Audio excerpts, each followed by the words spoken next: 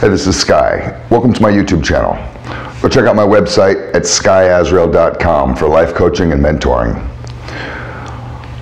You know, when I was younger, 18, coming out of high school, I had no direction. I had no guidance. I had nobody telling me what to do.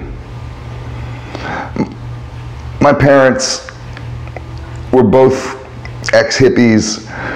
They kind of had this attitude of, well, just do whatever you want to do.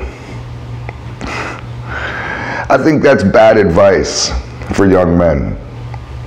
Looking back, I don't think that kind of freedom of just being able to do whatever I wanted to do. Now you're 18, you're a man now, you're on your own, go do whatever you want to do. I don't think that was good advice. I would give an 18-year-old more specific advice. I would tell you what your goals are going to be. You have about 5 goals in life. Your first goal is going to be to build a family. Family's important. You're going to need a support group. You're going to need people around you. You're going to want to carry on your lineage. There's going to be a time when you're old and you're going to wish that you had some family to take care of you.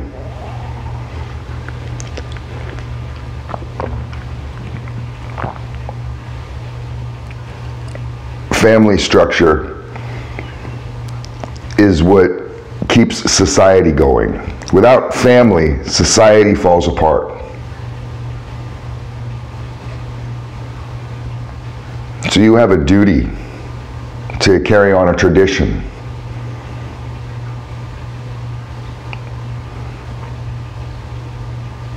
Another goal that you're going to need, that you're going to want to have as an important goal, is to buy a house and to own property.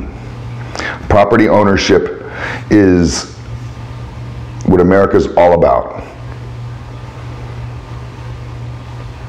Buying a house is good business.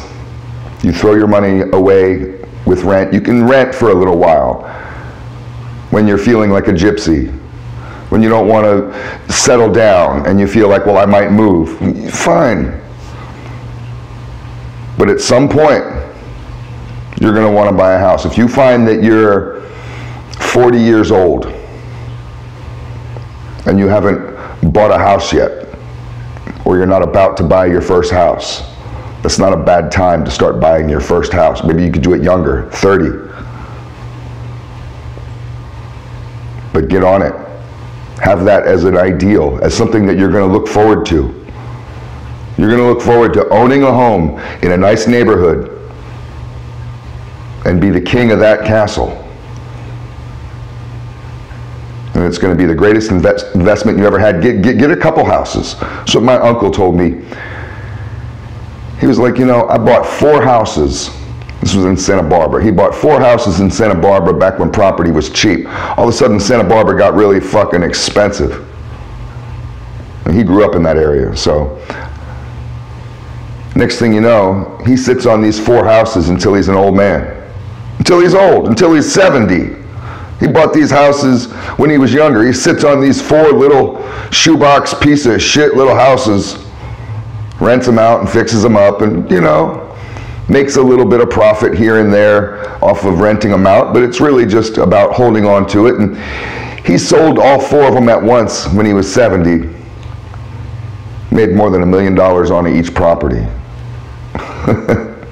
He laughed all the way to the bank. He told me, he was like, buy a few houses and sit on them. Another goal that I would tell an 18-year-old, somebody that's just out on their own, a younger version of myself, is to get yourself onto a path of financial stability. Being financially stable needs to be a priority and a goal. Long term and short term, you need to be able to support yourself. But you want to have money in the bank. You want to have at least $10,000 in cash in the bank, in case. In case you break your arm, in case you don't have insurance to cover something, in case something happens on your property, in case something happens to your kid, to your wife, in case something happens to your car, in case, just in case. And you don't touch that money. With financial stability, it's given me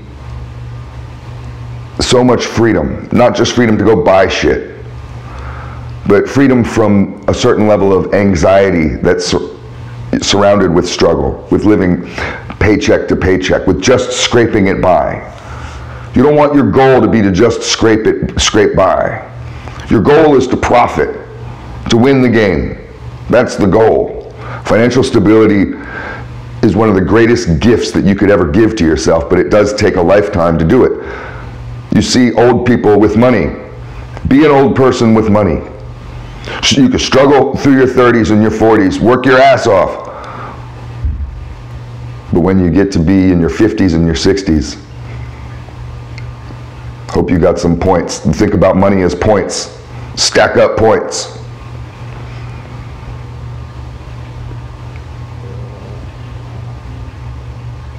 You want to give back and have that as a priority in your life, a goal. These are goals for your life. You want to be able to be engaged in some sort of giving back, some sort of charity. And it's not just one of these TV things. It's not good enough. And some of these charities that you find are scams. Now, I could do a whole video about the hustle because I know what the hustle is. I've thought many times I need to start a charity. It's a good fucking scam. I use that word intentionally. But there are legit charities. You just have to do your research on them. So if you're going to be one of these types to just give cash to something and think that that's helping, at least look into it and make sure what you're doing is actually helping and not making some fool rich. There's all kinds of ways to give back. Mentoring is a powerful way.